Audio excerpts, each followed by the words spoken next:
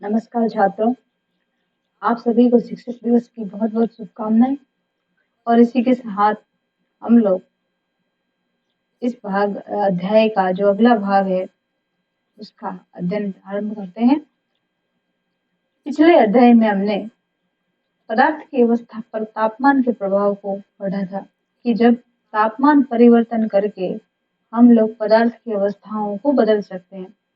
ठोस को द्रव में, द्रव को गैस में, गैस को द्रव में, द्रव को पुनः ठोस में तापमान परिवर्तन के द्वारा बदला जा सकता है। कारण क्या था? कारण ये था कि प्रत्येक जो पदार्थ है, हमने पढ़ा था कि प्रत्येक पदार्थ है वो किससे मिलकर बना हुआ है? कणों से मिलकर बना हुआ है। जब किसी पदार्थ का तापमान बढ़ाया जाता है, पदार्थ के तापमान को हम क्या करते हैं? बढ़ाते हैं, यानी उसको गर्म करते हैं, तो क्या होता है कि उसके जो कण है वो गतिज ऊर्जा प्राप्त करते हैं और गतिज ऊर्जा प्राप्त करने के कारण वे कण जो उनका जो आपस में आकर्षण बल होता है, उस आकर्षण बल से क्या हो जाएंगे? मुक्त हो जाएंगे। तो मुक्त होने के कारण उनकी जो अवस्था में क्या आ जाता है? परिवर्तन। ठोस ठोस के कण हमने देखा था बिल्कुल क्या होते हैं? पास पास में होते हैं। तो पास पास में है, जैसे ही हम उसको गर्म करेंगे उनके बीच का जो आकर्षण बल कम हो जाएगा, कणों के बीच की दूरी क्या हो गई? बढ़ गई। बढ़ गई तो वे किस में बदल गए? द्रव अवस्था में। फिर हमने उनको गर्म किया, फिर क्या हुआ? उनके कणों की गतिज ऊर्जा और ज्यादा बढ़ी, और ज्यादा बढ़ी, दूर और कण क्या हो गए? दूर दूर हो गए। तो फिर वो किस में बदल गई? गैस अवस्था के अंदर। तापमान को हम कम करते हैं, कणों की गतिज ऊर्जा कम हो जाएगी तो कण वापस क्या आते हैं? एक दूसरे को क्या करते हैं? आकर्षित करना प्रारंभ करते हैं। तो वापस गैस से किस में बदल गए? द्रव अवस्था में। द्रव को और हमने ठंडा किया, उसके जो कण है वो और पुनः जो है गतिज ऊर्जा कम होने के कारण और क्या आ गए? पास पास में। फिर किस में बदल गए? ठोस में। तो इस प्रकार से हम लोग तापमान को परिवर्तित करके द्रव की अवस्थाओं का जो पदार्थ की अवस्थाएं हैं उनको हम लोग परिवर्तित कर सकते हैं। अब जो इसके अंदर है वो है कि दाब परिवर्तन के द्वारा किस प्रकार से हम लोग परिवर्तित जो है पदार्थ की अवस्था को परिवर्तन कर सकते हैं। हालांकि दाब परिवर्तन का जो प्रभाव है वो सबसे ज्यादा जो हमको दिखाई देता है वो गैसों में दिखाई देता है। द्रव के अंदर और ठोसों के अंदर जो दाब का प्रभाव है वो नगण्य है। ठीक है।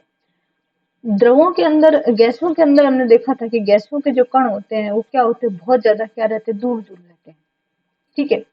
तो जब उनके ऊपर दबाव को बढ़ाया जाता है, उनके ऊपर प्रेशर को क्या किया जाता है? बढ़ाया जाता है, उनके ऊपर दबाव दिया जाता है, तो दबाव के कारण क्या हो गए? जो कण होते हैं वो बिल्कुल क्या आ गए? पास पास में। पास पास में जैसे ही आए वो गैस अवस्था से किसमें परिवर्तित हो गए? द्रव अवस्था में। तो दाब परिवर्तन का सबसे ज्यादा प्रभाव किसमें होता है? गैसों के अंदर। अब देखिए, इसका जो हम दैनिक जीवन में उपयोग देखें तो हमने सिलेंडरों के अंदर जो भरी हुई गैस देखी होगी, जिसमें हम घरों के अंदर जो उपयोग लेते हैं एलपीजी गैस का, लिक्विफाइड पेट्रोलियम गैस, जिसका जिसको हम क्या बोलते हैं? द्रवित पेट्रोलियम गैस। क्या बोलते हैं उसको? द्रवित पेट्रोलियम गैस। द्रवित पेट्रोलियम गैस गैस किस अवस्था के अंदर है? द्रव रूप के अंदर है। क्यों है? कि उसके अंदर क्या किया जाता है कि द्रव, जो सिलेंडर के अंदर गैस भरी जाती है उसको बहुत ज्यादा प्रेशर के साथ में भरा जाता है। जैसे इस सिलेंडर के अंदर इस तरीके से पिस्टन होता है, इस पिस्टन को क्या किया जाता है? गैस के ऊपर, जैसे सिलेंडर में गैस भरी और उसके ऊपर पिस्टन से दबाव दिया जाता है, संपीड़ित उसको किया जाता है। संपीड़ित का मतलब क्या होता है? उसको उसके ऊपर दबाव डाला जाता है। तो दबाव डालने से क्या होगा? गैस के जो कण है वो बिल्कुल क्या आ गए? पास पास में, और वे किस में परिवर्तित हो गए? द्रव अवस्था के अंदर। तो इस प्रकार से दाब को परिवर्तित करके उसको किस में बदल दिया हमने? द्रव अवस्था में। एक और गैस है, उसका नाम है CNG gas, compressed natural gas. इसका जो उपयोग है वो हम लोग करते हैं आजकल वाहनों के अंदर धुआं रहित ईंधन के रूप में, पेट्रोल के स्थान पर इसका उपयोग किया जाता है। इसका जो पूरा नाम है वो संपीड़ित प्राकृतिक गैस, यानी इसको भी क्या किया जाता है? अत्यधिक दाब पर इसको जो है संपीड़ित किया गया है, इसलिए इसका नाम हमने दिया है संपीड़ित प्राकृतिक गैस, कंप्रेस्ड नेचुरल गैस। ठीक है। तो इस प्रकार से गैस को अगर द्रव में बदलना है तो दो तरीके हैं, या तो उसका दाब बढ़ाओ या उसका तापमान को कम करो। उसके तापमान को क्या कर दो? कम करो। तापमान को कम करने से क्या होगा? कणों की गतिज ऊर्जा कम होगी, वापस आकर्षण बल आएगा, कण फिर क्या आ जाएंगे? पास पास में। वो किस में बदल जाएंगे, द्रव में। प्रेशर उसके ऊपर बढ़ा दो, दाब को बढ़ाओ या ताप कम करो, दाब को बढ़ाना है और तापमान को क्या कर दें, कम कर दें, तो गैस है वो कौन सी अवस्था में आ जाती है, द्रव अवस्था के अंदर। एक आपने नाम सुना होगा ठोस CO2, जिसको ड्राई आइस के नाम से, शुष्क बर्फ के नाम से भी जाना जाता है। ठीक है, जब वायुमंडलीय दाब 1 एटमॉस्फेयर होता है तो ठोस CO2 द्रव अवस्था में आए बिना, 1 एटमॉस्फेयर दाब पर क्या होता है कि जो ठोस CO2 है, CO2 कैसी ठोस अवस्था के अंदर जो होती है वो सीधी ही किसमें बदल जाएगी, गैसीय अवस्था के अंदर बदल जाएगी। और ये उदाहरण है ऊर्ध्वपातन का। किसका उदाहरण है कि किसी भी ठोस का बिना द्रव में बदले हुए सीधा किसमें बदल जाना, गैस अवस्था के अंदर। इसके बारे में आप लोग पहले पढ़ चुके हैं, चर्चा कर चुके हैं। और ठोस कार्बन डाइऑक्साइड को हम क्या कहते हैं, शुष्क बर्फ या ड्राई आइस, क्या बोला जाता है उसको, शुष्क बर्फ या ड्राई आइस बोला जाता है। तो इस प्रकार से हम लोग जो है ठोस को द्रव में, द्रव को पुनः गैस के अंदर, गैस को ठोस में बदल सकते हैं। तो ये एक रेखा चित्र दिया हुआ है पदार्थ की अवस्थाओं के अंतर रूपांतरण का, बहुत महत्वपूर्ण है परीक्षा की दृष्टि से। इसको समझिए कि ठोस का जो द्रव में बदलना है, इस प्रक्रिया को हम क्या बोलते हैं, संगलन। क्या बोलते हैं, संगलन का अर्थ होता है गलना। ठोस को गलाएंगे तो किस में बदल जाएगा, द्रव के अंदर। द्रव का पुनः ठोस में जमना, अगर द्रव को जमाएंगे तो किस में बदल जाएगा, ठोस के अंदर। द्रव का गैस में बदलना क्या कहलाता है, वाष्पीकरण। क्या कहलाता है, वाष्पीकरण। द्रव का गैस में बदलना क्या कहलाता है, वाष्पीकरण। और गैस का पुनः द्रव में, अगर गैस को हम ठंडा करेंगे तो वो किस में बदल जाएगी, द्रव में। ये जो प्रक्रिया होती है इसको बोलते हैं हम संघनन। क्या बोलते हैं, संघनन की प्रक्रिया। इसी तरीके से गैस का ठोस में बदलना, इस अभिक्रिया प्रक्रिया को हम क्या बोलते हैं, ऊर्ध्वपातन। क्या बोलते हैं, ऊर्ध्वपातन। और ठोस का गैस में बदलने की जो प्रक्रिया है इसको हम क्या बोलते हैं, निक्षेपण की प्रक्रिया। सॉरी, गैस का ठोस में बदलना ये क्या कहलाता है, निक्षेपण। तो ये अंतर परिवर्तन जो है वो हम तापमान या दाब परिवर्तन के द्वारा कर सकते हैं। ठीक है, इसके बाद में अगला जो इसके अंदर है वाष्पीकरण। वाष्पीकरण क्या है, हम कहेंगे किसी भी द्रव की वाष्प बदलना। पहले तो हमने पढ़ा था कि किसी भी द्रव को जो है वो गर्म करने पर वो गैस की अवस्था में जाता है, लेकिन हमेशा ऐसा जरूरी नहीं। कभी कभी कुछ जो घटनाएं होती है उसके अंदर देखते हैं कि बिना गर्म किए, यानी उसको उसके क्वथनांक पर लाए बिना, हमने पढ़ा था कि कोई भी जो द्रव होता है वो एक निश्चित तापमान पर आने के बाद वाष्प अवस्था में बदलेगा, और वो तापमान उसका क्वथनांक कहलाता है। पहले उसको उस क्वथनांक पर आना जरूरी है।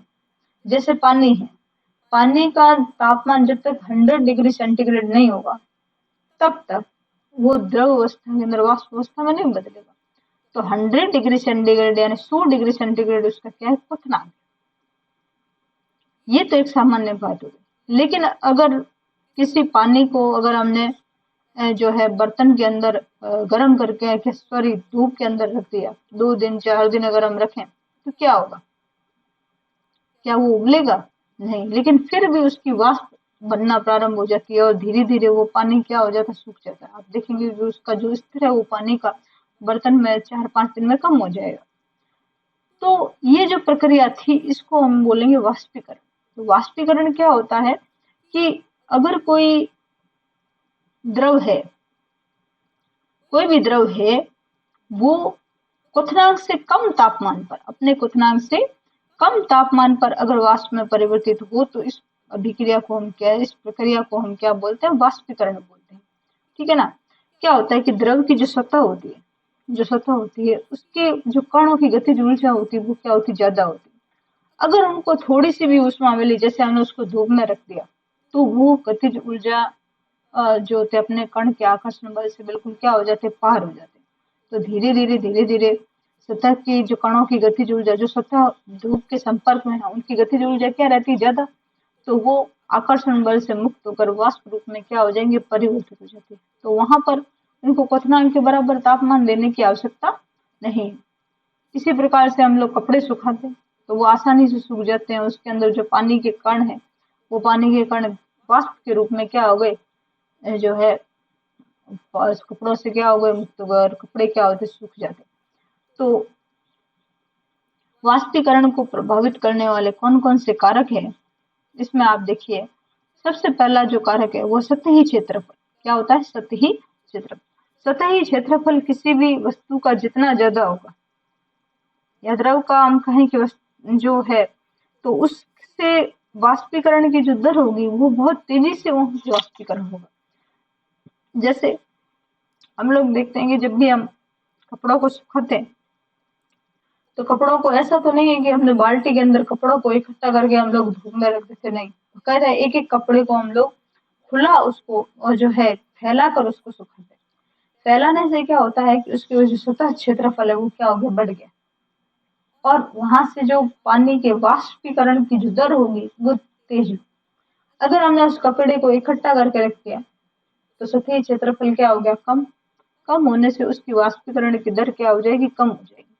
तो उसमें इतना जो है वो जल्दी नहीं सूखेगा। और अगर कपड़े को हमने पूरा फैलाया है, वाष्पीकरण तेज होगा, कपड़ा जल्दी सूख जाएगा। ठीक है। दूसरा जो इसके अंदर है वो है तापमान। अगर धूप ज्यादा है, गर्मी ज्यादा है, तापमान बहुत ज्यादा है वातावरण का, तो हमारे कपड़े बहुत जल्दी सूखते हैं।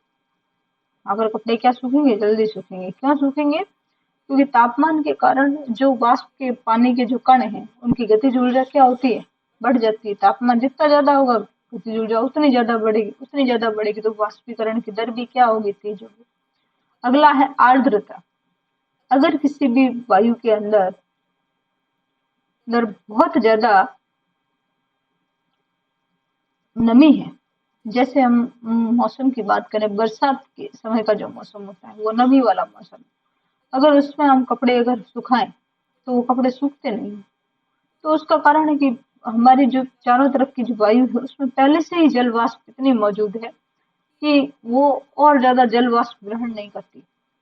ठीक है ना? तो जितनी आर्द्रता ज्यादा होगी वाष्पीकरण की दर भी क्या होगी? तेज होगी। ठीक है। इसके अलावा वायु की गति में वृद्धि, तेज हवाएं जब चलती तो कपड़े जल्दी सूखते हैं। तो गति जितनी हवा की तेज होगी उतनी ही वाष्पीकरण की दर भी क्या होगी? तेज होगी। क्योंकि वाष्प हवाएं, तेज हवाएं क्या करती है? जल वाष्प को तेजी से अपने साथ में उड़ा के ले जाती है, जिससे आसपास के में जो जल वाष्प की मात्रा क्या हो जाएगी? घट जाएगी। अब है वाष्पीकरण के कारण शीतलता का अनुभव होता है। अक्सर अपन देखते हैं कि अगर हम किसी पेड़ के नीचे बैठे, पेड़ों में भी वाष्पीकरण की प्रतिक्रिया होती है। पेड़ों के जो पानी जो होता है वो तेजी से क्या हो रहा है? वाष्प बन के उड़ रहा है। इसलिए अगर किसी पेड़ के नीचे हम लोग बैठे तो हमें बड़ा शीतलता का अनुभव होता है, बड़ी ही शीतलता का अनुभव होता है। कारण क्या होता है? दूसरी चीज है कि हमें पसीना आता है। पसीने में भी क्या होता है कि जैसे ही पसीना आएगा हमारा शरीर बिल्कुल ठंडा हो जाता है। कारण ये है कि कोई, जैसे मान लीजिए कोई पेड़ है, बड़ा पेड़ है, वो क्या करता है कि पानी की जो वाष्प जब बनती है तो उसको क्या चाहिए? ऊर्जा चाहिए। और वो ऊर्जा कहाँ से लेता है? अपने आसपास के वातावरण से। और वो जो है वाष्पीकरण की जो प्रक्रिया है वो होती, तो आसपास के वातावरण की ऊर्जा या ऊष्मा क्या हो गई? कम हो गई। कम होने के कारण वो जो वातावरण उसके चारों ओर जो है वो बिल्कुल क्या होगा? ठंडा हो जाएगा। क्योंकि उसकी जो आसपास के वातावरण की ऊष्मा क्या हो गई? कम हो गई। तो पौधों ने वाष्पीकरण की प्रक्रिया के लिए क्या कर ली? ग्रहण कर ली। तो इस प्रकार से ठंडक का अनुभव अपन को उसमें होता है। ठीक है। इसके अलावा आप देखिए गर्मियों में हम सूती कपड़े पहनते हैं। क्यों पहनते हैं? कारण इसका यही है कि गर्मियों में जो सूती जो कपड़े होते हैं ये आसानी से जल का अवशोषण कर लेते हैं और वो आसानी से वहां से उनका वाष्पीकरण क्या होगा? हो जाएगा। इसी की जगह अगर हमने कोई सिंथेटिक या जो है रेशमी कपड़ा पहन लिया तो वो जल का अवशोषण उससे आसानी से नहीं हो सकता है। ठीक है। तो यही कारण है कि अपन गर्मी में कैसे कपड़े पहनते हैं? सूती कपड़े पहनते हैं। बर्फ से भरी अगर कोई ग्लास है, अगर ठंडी ग्लास होती है तो उसके चारों ओर हम लोग बहुत छोटी छोटी बूंदे देखते हैं पानी की। ये पानी की बूंदे क्यों आई? कारण यही है कि जो, जैसे ये ग्लास है, इस ग्लास के चारों ओर जो वायु है उसमें जल वाष्प है। ये जल वाष्प जैसे ही इसके संपर्क में आती है, पानी के संपर्क में आती है, वो वाष्प की जो बूंदे होती है वो क्या हो जाएगी, उनकी ऊर्जा क्या हो गई, कम। कम होते ही वो वाष्प इसमें बदल गई द्रव रूप में, और द्रव रूप के अंदर वो बूंदों के रूप में इस गिलास के चारों ओर क्या हो जाएगी, इकट्ठी हो जाएगी। ठीक है, तो इस प्रकार से ये जो पाठ है, एक पाठ एक जो है वो समाप्त हुआ। इसके सभी भाग अपन ने पढ़े हैं। इसके साथ में कुछ जो है वो जानकारी दी हुई है, जिसके बारे में पहले ही चर्चा कर चुकी हूँ कि 5 अवस्थाएं जो है पदार्थ की होती है। 3 अवस्थाएं तो हम लोग पढ़ चुके हैं, ठोस, द्रव और गैस।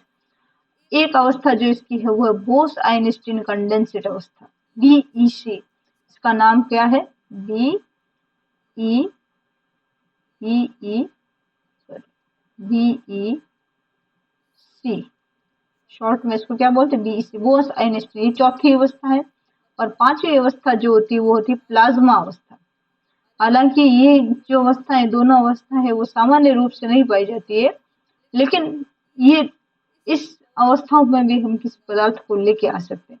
और इनका जो उपयोग है वो किसमें करते हैं, जैसे फ्लोरोसेंट नियॉन बल्ब जो होते हैं, इनके अंदर इसका उपयोग किया जाता है। आजकल जो टीवी वगैरह आती है, प्लाज्मा टीवी वगैरह जो आती है, उनमें इनका उपयोग किया जाता है। इसके अलावा इस गैस के स्वभाव के अनुसार इस प्लाज्मा में एक विशेष रंग की चमक होती है, और प्लाज्मा के कारण ही सूर्य और तारों में जो चमक होती है, क्यों, क्योंकि इनमें जो गैसें होती है वो वास्तव में प्लाज्मा अवस्था में होती है। ठीक है ना। तो उच्च तापमान के कारण ही तारों में क्या बनता है, प्लाज्मा है। बहुत ज्यादा तापमान पर अगर किसी गैस को, किसी पदार्थ को हम ले आए तो वो प्लाज्मा अवस्था में चल जाएगी। अगली जो अवस्था है वो बोस आइंस्टीन कंडेंसेट। इसकी जो खोज जो है, सबसे पहले इसके बारे में SN बोस, सत्येंद्रनाथ बोस और अल्बर्ट आइंस्टीन ने सबसे पहले बताया था। तो इन दोनों के नाम पर ही ये जो अवस्था है इसको हमने क्या कहा है, बोस आइंस्टीन कंडेंसेट अवस्था। और इसकी खोज के लिए इनको नोबेल प्राइज भी इनको प्राप्त हुआ था। ये क्या है, वायु के घनत्व के 1,00,000वें भाग जितने कम घनत्व वाली गैस को बहुत ही कम तापमान पर ठंडा, ये तो क्या होता है कि बहुत ज्यादा हल्की जो गैस होती है, घनत्व वाली गैस को अगर हम ठंडा करें तो जो अवस्था तैयार होती है वो होती है BEC या बोस आइंस्टीन कंडेंसेट अवस्था। तो इसके साथ ही पदार्थ की अवस्था पाठ 1 के हमने सभी भागों का अध्ययन किया है, और उम्मीद है कि आपको सारे भाग अच्छे से समझ में आए। अगर इसमें किसी भी प्रकार की आपको समस्या है तो आप कमेंट जरूर करें। धन्यवाद।